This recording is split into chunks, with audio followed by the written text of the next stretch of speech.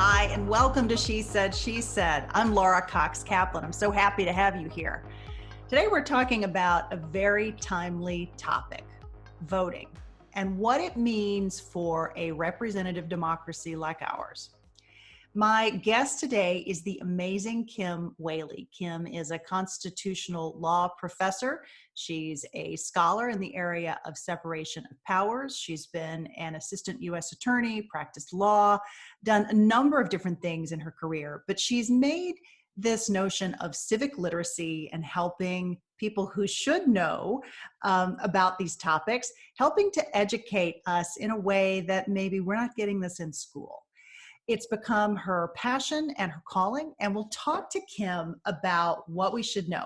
She is also the author of two fabulous books, including this one, What You Need to Know About Voting and Why. It comes on the heels of an earlier book that she wrote that really got her started on this work of educating the populace more broadly about civics. The earlier book is called How to Read the Constitution and Why. I'm very excited to have Kim join us today. Kim, welcome to She Said, She Said. Thank you, Laura. So happy to be here. So happy to have you. So happy to have you. Congratulations on the book. Yeah, thank you very much. We're in now week 2 and hoping to get it in people's hands because November is coming up around the corner, as we know. Yeah. And today's a huge day in Kentucky and New York. Absolutely. Absolutely. So you are really essentially sounding an alarm bell with this book. Talk about what your concerns are and really the message that you're trying to get across to people. Well, my concerns are that, voter registration and participation is down. We saw in Kentucky, even the number of people that asked for mail-in ballots, a lot of them didn't send them in. And we are in a moment where democracy itself, in my view, is on the ballot in November. We are slipping into something that looks more like authoritarianism. And whether you like the current occupant of the White House or not, the office itself, the limits on the White House power have shifted. And so I think it's really important to send a very strong message to all our political leaders across the ideological spectrum, from federal to state to local, that government by we the people is still very strong, and it's individual voters that matter. But we have a crisis of civic literacy in this country, and people are apathetic about voting, and I'm trying to shift that by education, the importance of it, and just the logistics of it. The book walks through all the logistics for all 50 states. Yeah. Why did you sort of take this particular tack? This is an interesting approach, right? People may see this and say, okay, I've been voting for 30 years. Why do I need this book? Because this is not a book written for kids. This is a book written for everyone. There's a lot of stuff that's in here. So why this particular approach? Well, I've been teaching law now since 2006, and I tend to teach the kind of headier, complex constitutional type classes. And what I found over the years is people coming into law school there's an assumption they know really basic things, like what's the difference between a case and a piece of legislation. And I've learned you can't assume any of that coming in, even to law school. So I break all of it down into basics for my first years, and just decided it's time to bring that sort of common sense outside of the law school classroom, and not assume people know these things. Because if it's not really broken down and explained, you pick stuff up, but you really can't explain, for example, oh, I need to change my voter registration. What do I do? Most people can't answer something that basic. So as you know, last summer I launched What You Need to Know, or How to Read the Constitution and Why. So it has constitutional basics. And then after writing that book, I realized all of our government really comes down to the ballot box. I mean, it all roads point to the same center, which is voting. And it's confusing and complicated in this country. And we have such low turnout that my view is that step one to changing that is basic education. Yeah. I suspect too, some people will pick up this book or see the title and they'll say, okay, this is a partisan attempt to encourage, to sort of take a particular position on one side of the political aisle or the other. Talk about the approach that you took in this book and why it's not a partisan exercise. Yeah, I was really careful, and it's important to me to reach people across the political spectrum. I believe that it's not government by we, the Democrats, or we, the Republicans. It's government by we, the people. And divisions within America, creating factions, that's what actually degrades democracy. So this is, like I tell my students, I can tell you how to ride a bike, but you have to get on the bike and ride it yourself. And maybe you'll stumble, maybe, you'll tip over a few times. This book has the basics. So regardless of where you are in the political spectrum, you can get on the bike and ride the bike and make your own decisions. I think most people don't like to be talked at and told what to think. My objective with these series of books, and I hope to continue it, is to help people learn how to think. And I don't mean that in a condescending way.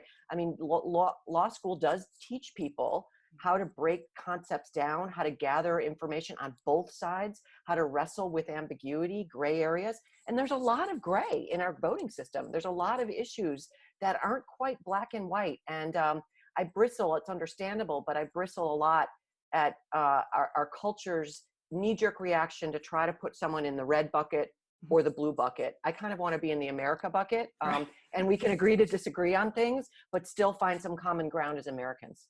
Yeah, no, I think you're exactly right. Talk a little bit about why this notion of voter turnout has become such a partisan issue, or perceived to be a partisan issue, I should say. Right. Well, I mean, historically, just to back up a little bit, most democracies on the planet are opt-out democracies. That is, everyone's automatically registered. You get your card from the government, and you have to make a concerted effort to get out of that process. In America, it's the opposite. We opt in. And that stems in part from the fact that when the Constitution was ratified, only wealthy male white landowners could vote. That's how the original Constitution was set up. And so over the years, with various amendments and the Voting Rights Act, the tent has been opened, but it still is this sense of who are the right people to have the right to vote. Like that sort of informs the entire process. And there's a belief and that keeping people home from the polls is one way to win elections. And I say this because it was one of the tactics in 2016 that Vladimir Putin and the Russian bots utilized, planting false evidence to make people mad at each other, Americans divided, and to keep people angry and home from the polls. That's a way for outside forces, they believe, to win elections. And so, I think we are, unfortunately, as Americans, swimming against the tide to protect our right to vote. There's a lot of ways that make it hard to have it actually work. And my message is it's worth it. Just like you take your kids and you get them their flu shots, even though they don't want to go. This is that important, not just for ourselves and where we are on, in what we care about right now and in issues. I believe we care about climate change, immigration reform, the economy, wherever you are. None of that matters if you can't really vote. That's number one. So all of those issues they hinge on a functioning electoral process, number one. But number two is, my kids can't, I have a couple kids that can't vote, but I have two kids, I have 4 kids, 2 kids who can't vote. So I really feel like to create the world and the country and the environment that I want for my children, I need to participate now because they are disenfranchised by virtue of their age. So I think it's a real ethical, moral, and also as a mother, an obligation to participate in our democracy. And I really don't have a view on where people are as far as who they vote for. I do believe that if the numbers were not 50 or 55%, but 85 or 90% of participation, politicians would start listening more to individual people and less to, big money and dark money, which is really flooded politics. You cover literally soup to nuts in this book, but arguably, much of this is information that we should be learning in school when we study civics, when we study history. And while some of it presumably is taught, much of it isn't. Let's talk about maybe how we got to this point and what you see as potentially some solutions as we think about starting younger, right? It's great to say for folks like us who've been voting for a while, we can learn some things that we didn't know or have a refresher on that. But our kids are not necessarily learning what's in this book that really is so essential. So what would you do about that? Well, I mean, the step one is obviously to write the book and get it on people's shelves or get it in schools. I was really happy to hear from a friend who's child is in a private school in Washington, then it's on the summer reading list. My last book, How to Read the Constitution and Why.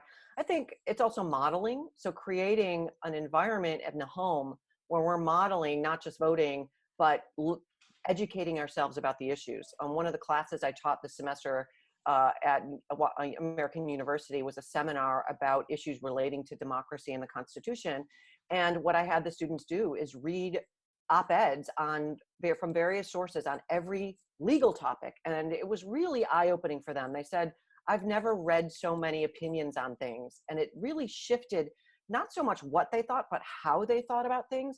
I mean, I did sort of at the end of the semester, we did a little roundtable. What did you get out of this? And they said, this is the first time I've been able to come to the table and talk about these hard issues and not feel vulnerable, not feel attacked, not feel like I had to pigeonhole someone. It was sort of, someone said something like, it was identifying the criteria to get to an outcome rather than starting at the outcome. And so I think modeling a different approach to how we think about hard problems in the home is very important. And, education itself, I mean, I'm not an expert on this, but I do know there's critiques of No Child Left Behind, right, which was legislation that came out under the Bush administration that had very good aims, which was to get everyone's level, every child's level of basic education up to a certain point. But it focuses on math and reading to the exclusion of other disciplines, and it's very content based. Like I tell my students, if you can Wikipedia the answer, no one is going to hire you as a lawyer to figure out the answer. Right. How you think about it, not what the answer is. If the answer is, no one's going to pay you $1,000 an hour in Washington, right? And so it's I think trying to shift the conversation around outcomes and putting ourselves in one camp or another, and how to think about these things, and recognizing there's common ground, and these are gray areas. They're thorny. They are not black and white. So when we try to think about it black and white, I think the debate's over, because that it glosses over the ambiguity. So I'm really committed to to trying to start this dialogue and encourage this dialogue around basic civic literacy. Yeah. I've heard stories about teachers, particularly in public schools, that are really concerned about talking about politics, talking about civics, because we are so polarized in our politics right now that if you're not really prepared for all the places where those conversations are likely to go, it can be thorny.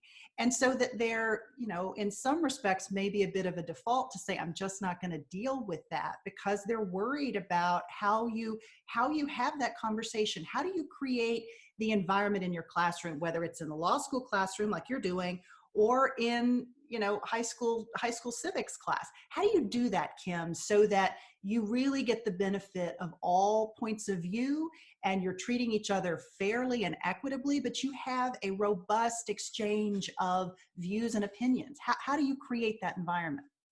Well, I mean, I do it a few ways. One of my tricks is to break the students into small groups. So I'll pose a question, and it'll be kind of a neutral, non-political. It won't be, well, do you like X politician or not? And then they have to talk about it with each other. And so they develop kind of a relationship with 2 or 3 other people.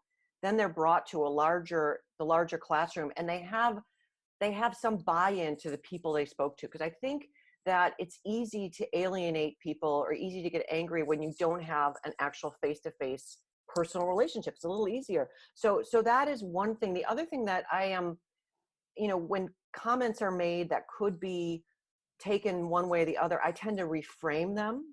So I make a real point of whatever the contribution is made in the class, I will figure out a way to have a dialogue with that student where we can agree on something that student said that could be taken to the whole class, right? So if it's something that is politically maybe insensitive, I might ask it a different way, get them to a place where they feel comfortable that other people would not disagree with that. And then we use that as a springboard. Again, I think you have to have some courage as a teacher to dive in there and actually manage, I manage the classroom. One of my first jobs out of law school was working for a federal judge. And this was during the O.J. Simpson trial, and watching how that was a complete chaos. And my judge, he ran a tight courtroom. It's people, you knew who was in charge. And I think that sense of, okay, someone is in here managing this takes the tension level way down, because the students don't feel they have to get their backs up and protect themselves and their point of view. So I think having, at least from my experience, that's a big difference. The other thing is having people read different points of view that are empirically based, evidence-based. I've done this conversation a few times about this book, and oftentimes people will call in and say, well, what about, non-citizens voting? That's a real problem, fraud. And if there's evidence of that, I think I agree it's a very serious problem. And so I'll credit that. For example, I do think that'd be a serious problem. There just isn't the evidence of that. So we have to start the conversation based on actual facts, and then deal with, in a matter of triage, what are the biggest problems to voting? That's not it, right? There are other huge problems in the electoral process. I'm not saying that doesn't matter, but let's prioritize. We do it as parents all the time, right? We decide, okay, pick my battle with my kid in terms of where I'm going to draw the line.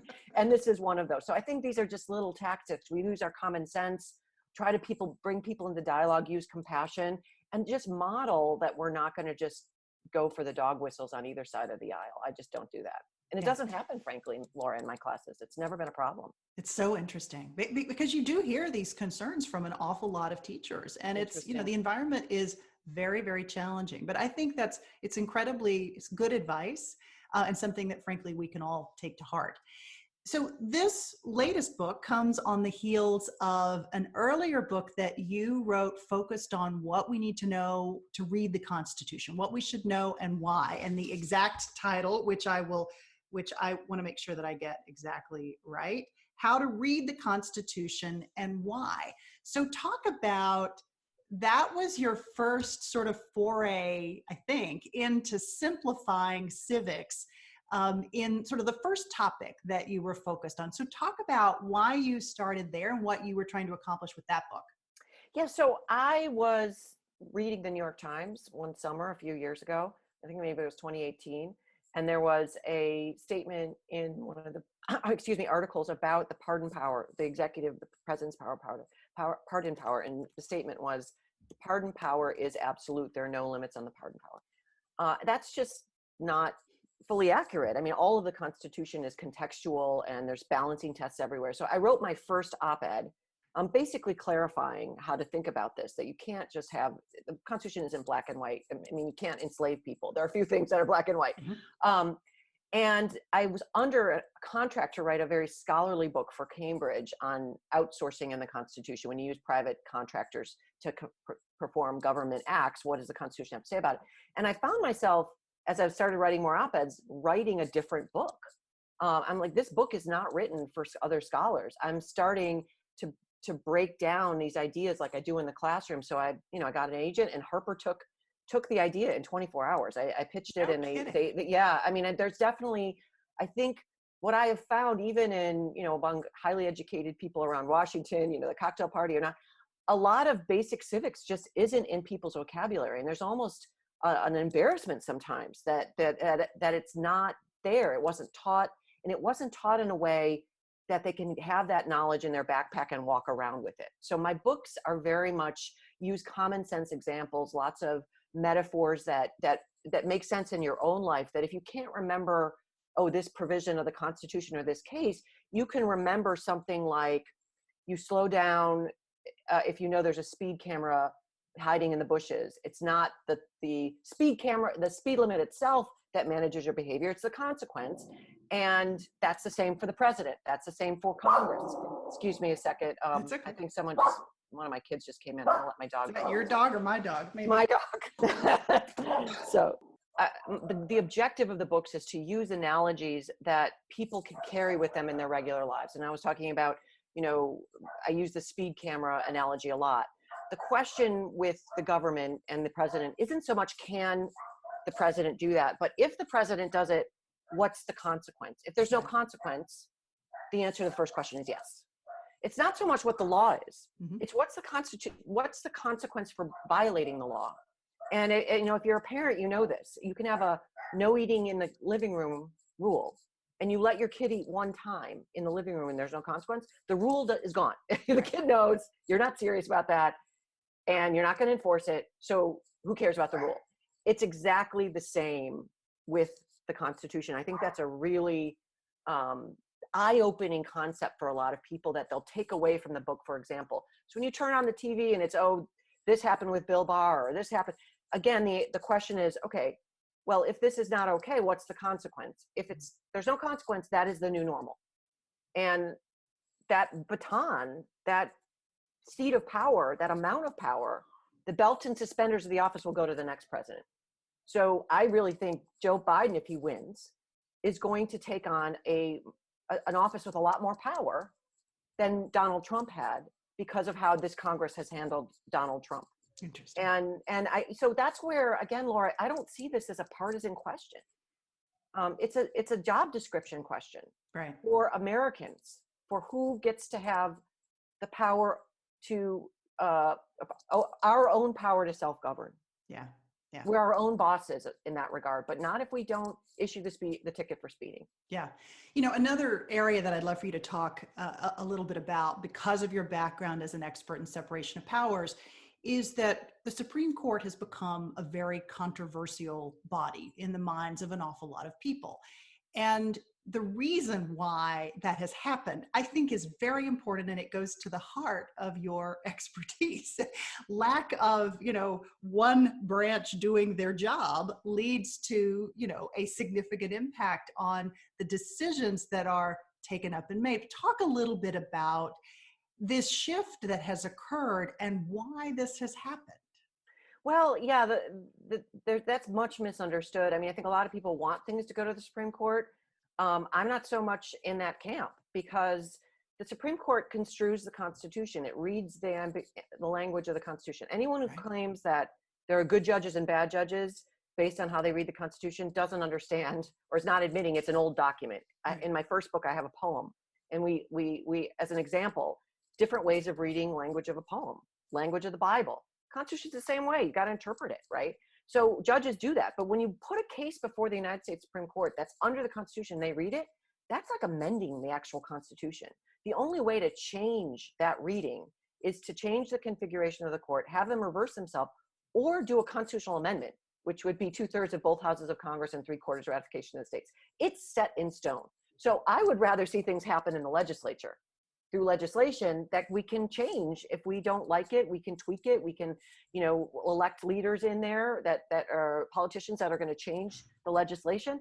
And what's happened, I think, in part, is that the Congress, due to this divisive party politics over country that I think has taken hold starting in the 90s, is not doing its job anymore. And we're also seeing a lot of critique, understandably, of the rise of the bureaucracy and the regulatory state, and agencies have too much power. Well, they're doing that because they have to fill in the blanks of Congress when Congress isn't doing the work.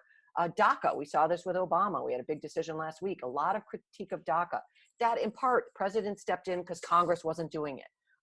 So I think the breakdown of Congress, which is a whole conversation we can have, has a lot to do with why the power is shifting to the other two branches of government. And that's really a problem, because Congress is, in theory, the most representative body of all three.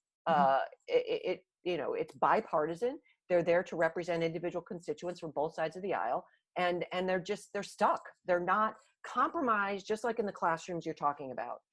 Compromise, reaching across the aisle, making deals is somehow now perceived as weak. But of course, that's how our whole system is based. Right. The framers, that's the whole deal. And so what I tell people, if you're red, you're blue, in a primary, find the moderate that's going to make deals and reach across the aisle. Find the one that's willing to work with a reasonable person, regardless of political party. That's what's going to get the country going. If you get locked in, far left or far right ideology, we're stuck. And then we'll see the Supreme Court picking stuff up where I agree they shouldn't be doing it. But I don't think it's fair to say they're good and bad judges on the Supreme Court. That I just don't think is correct. Mhm, mhm. Putting them in the position of essentially having to be an additional legislative body is in and of itself sort of a misunderstanding of what it is that their job is to do, is what you're saying. And I think that's a really important element that is lost on an awful lot of people. And when they see decisions coming down, they're reading it as if it had come from a legislative body as opposed to the Supreme Court. And so at a very basic level, there's just not that understanding. Yeah, and it does in effect function as legislation in that it's the highest statement of law in the country on something. Um, but it's very different conceptually. And I explain to my students, difference between legislation and a court case. Legislation is prospective. We are going to pass a law that affects the future, and it's generalized, all people in the future. So a good policymaker takes into account all the implications of legislation in the future on a huge population. Cases are the exact opposite. It's retrospective. There's a fight that happened in the past, and the judges are supposed to decide who wins that particular fight. And it's very discrete. It's two parties. And so they're just deciding how to resolve that dispute in the past regarding these two parties.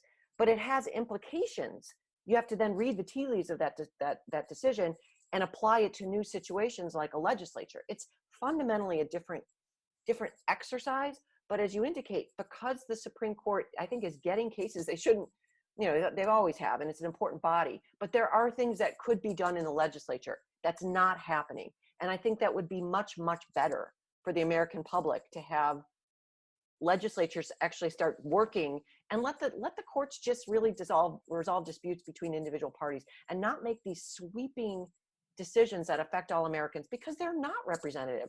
These people are there for life. And now with the filibuster for Supreme Court judges and federal judges being killed, by politicians in Congress, we have people on the court, half of the population feeling and legitimately feeling disenfranchised from that appointment. So they don't buy into the legitimacy of the court. That's a problem. But that again goes back to the Congress.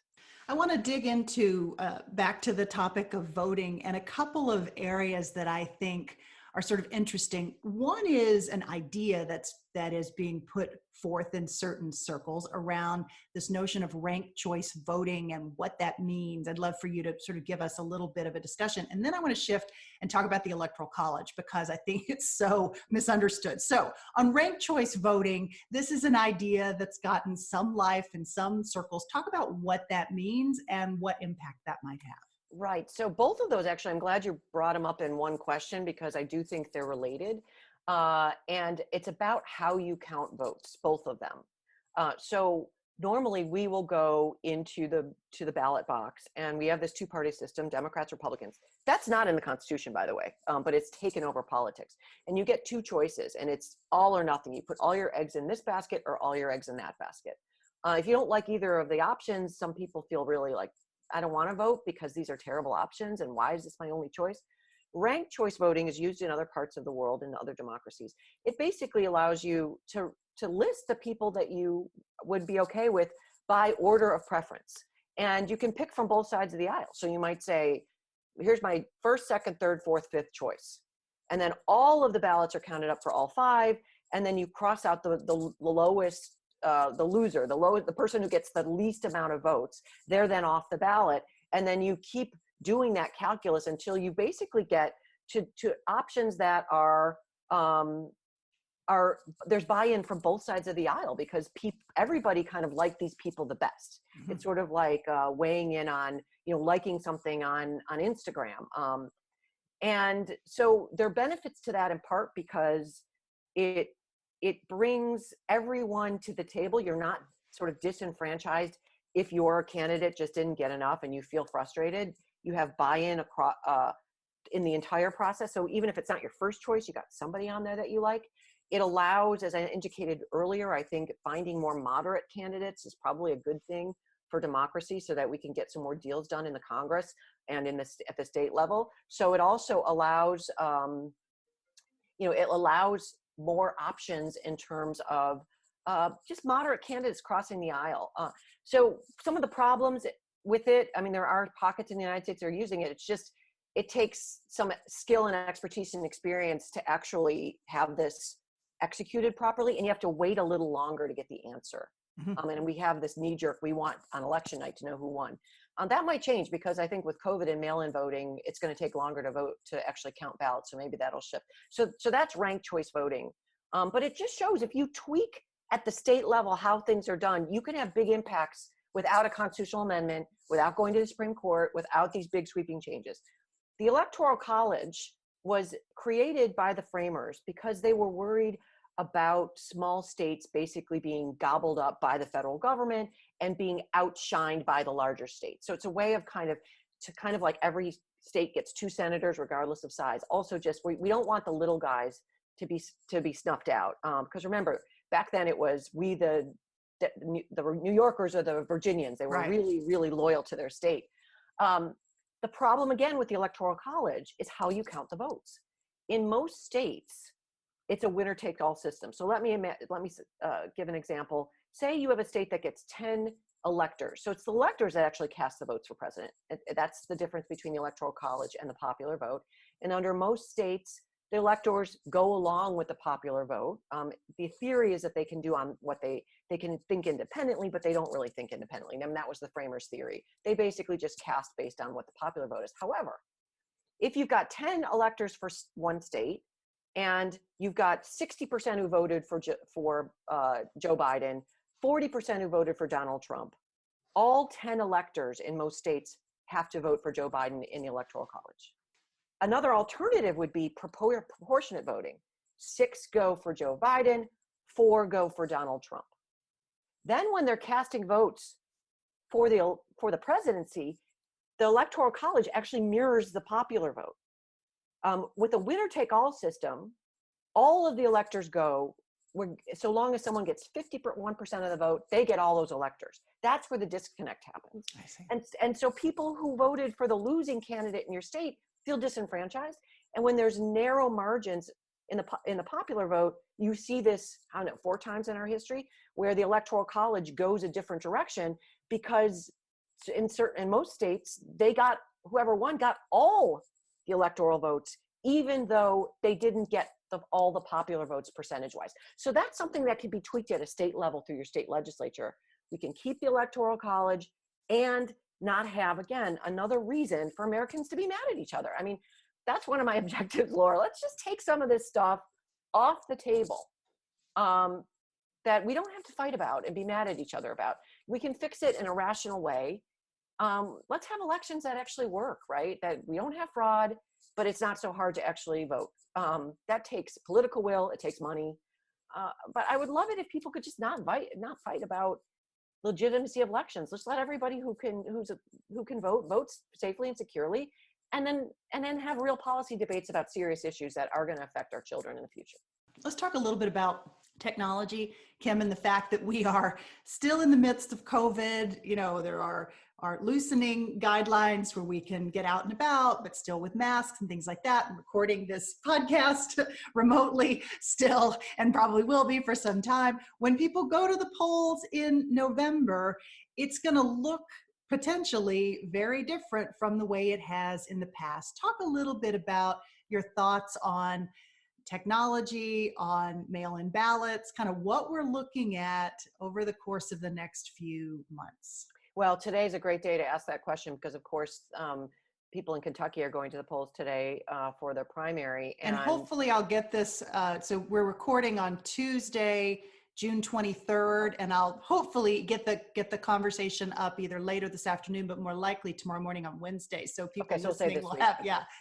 So this week we've seen people go to the polls in Kentucky for the primary, 750,000 residents for a single polling place, right? That, and just imagine the logistics of that, and that's due to COVID. Right. So the polling places, as we saw in Wisconsin, we saw it in Georgia, there are going to be long lines because they don't have the poll workers, because of just the date, for various reasons. Some of it is actual, nefarious voter suppression. That's why we're seeing this push for mail-in voting. But even with that, we have a postal service that's running out of money. The postal service is slower than usual. You might not get your mail-in ballot. So I think this is just one of those things every American who's eligible to vote has to take this into their own hands, kind of like, you pack up your backpack with, the granola bars and drinks for your kids, right? Because you might be gone for the day. You have to ask for your mail-in ballot, and there is no real serious evidence of fraud. So the president is just wrong on that, and that just needs to be set aside. Ask for your mail-in ballot.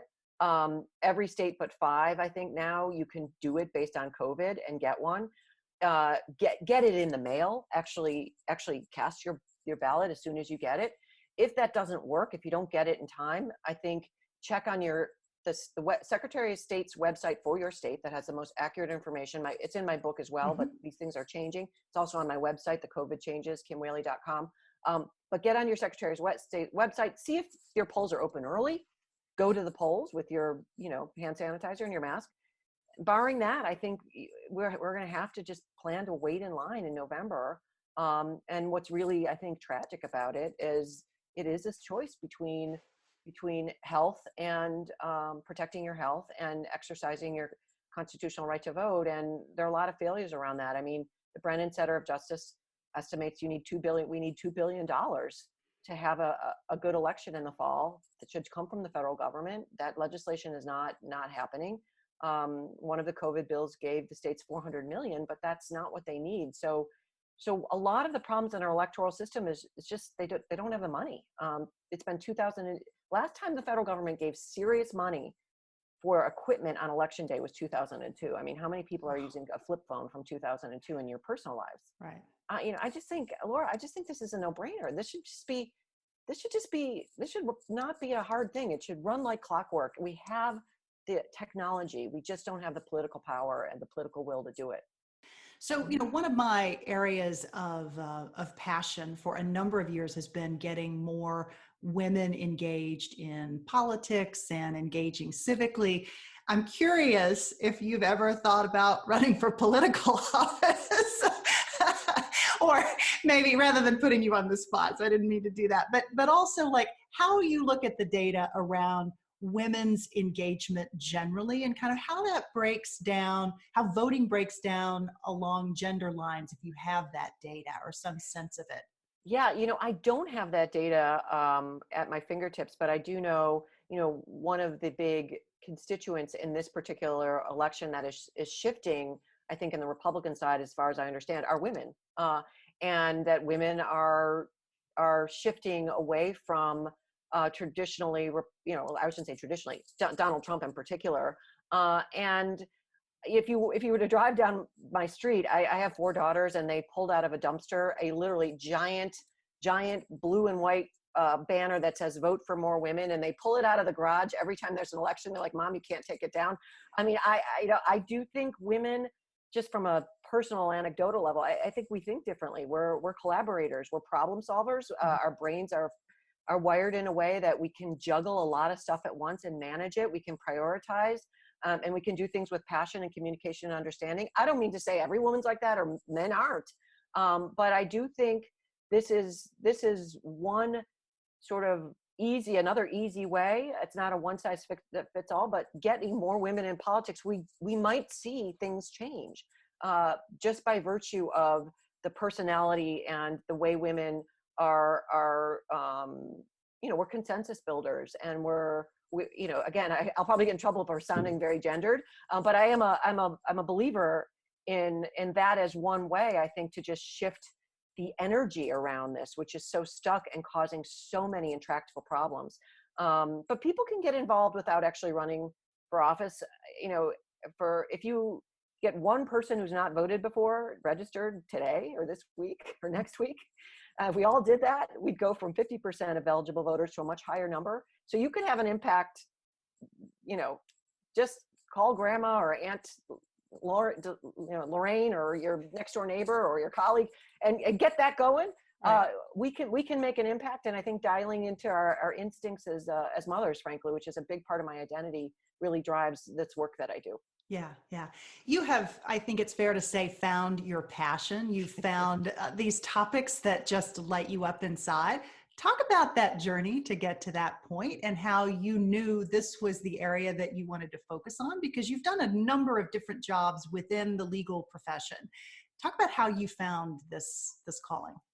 Yeah, it definitely found me. I know that's a little bit cliche. But I've been a lawyer a long time, and then I've been teaching, which is a different way of thinking, right? Teaching is, since 2006, I've been teaching law students, and I've taught at a range of schools and a range of people coming in with their backgrounds in terms of their educational backgrounds, their comfort level in a law school classroom. So I've had to figure out how to pitch things in a way that reaches lots of people. And without sacrificing content, without sacrificing the nuance, the theory, the complexities. So I did that for a long time. And then, and I've been writing, as you mentioned, the separation of powers, which just seems sort of wonky and boring. Now the separation of powers is sexy, right? Now everybody wants to talk about it. And so I just have this, it does feel like, okay, it's time to take these skills as a parent and as a teacher, translating complex, wonky stuff into digestible, understandable, sort of tools that people can use to think for themselves. And so, on a personal level, it's actually I've never talked about this publicly, but I also went through a really difficult divorce after 20 years of marriage and 4 children. And I think that definitely gave me this sense of, okay, I can do anything. I can do hard things, and people can disagree with me.